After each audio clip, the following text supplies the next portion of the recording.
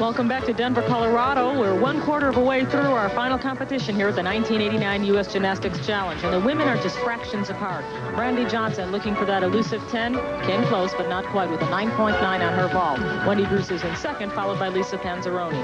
And the women are now at the uneven parallel bars, and the order of competition will be Brandy Johnson, followed by Lisa Panzironi, with Wendy Bruce performing third. Brandy was complaining before the event that in the earlier rounds, she actually hit her wrist on the bar on her second release move and sort of bruised her wrist. So we'll watch to see how she handles it today. She does 2 release moves.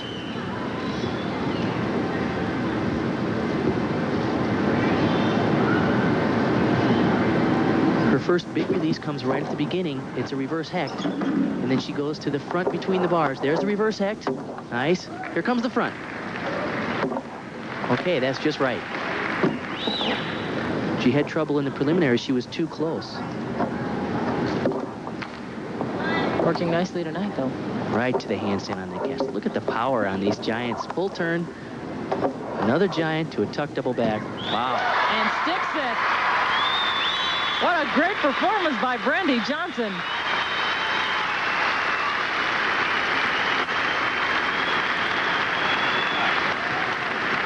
That's the kind of style that got her first place at the American Cup. And her coach, Kevin Brown, really did a great job at teaching her this reverse hecht. Look at how high she is. Incredible form. She segues right into a front between the bars, and today it was right on. Score for Brandy Johnson, 9. Here's the giant, half.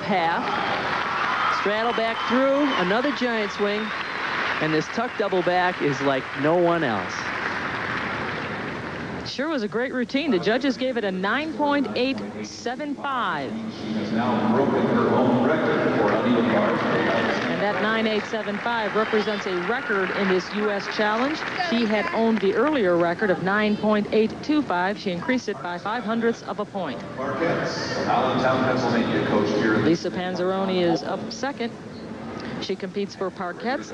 Her coach on hand is John Holman. Bill and Donna Strauss run the program at Allentown, Pennsylvania, called Parkettes. The judges are looking for big swinging elements like the giant swing here. Nice reverse hecht. That's a release move. They need to see that. Oh. She tried the same combination exactly that Brandy Johnson did, the front between the bars after the reverse hecht. She'll lose 0.5 of a point and continue on, as she's doing very nicely here. Giant swing to a pike double. Oh.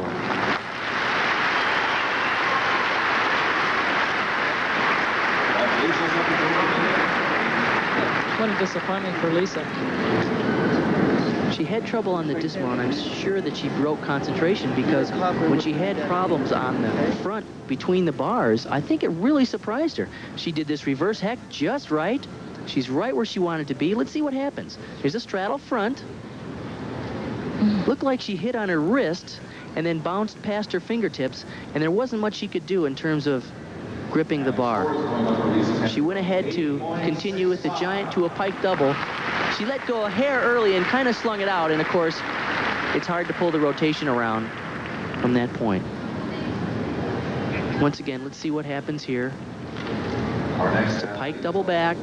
She's just pulling it around like crazy, but not much she can do. 5'1", 100 pounds, 16 years. This is going to be very difficult for her to overcome, and she's still considering first place in this meet, 8.650, with the balance beam still to come. We still have one more performer on the uneven parallel bars, and that is Wendy Bruce. Watch her reverse hecht. All 3 girls are doing the same mount and a similar move right here. Look at that. Her coach, Kevin Brown, really knows how to teach those moves because his girls do them beautifully. Nice front flip, Jaeger flip. Nice continuity. She's very quick and aggressive, and I think this style is going to be very impressive to the judges.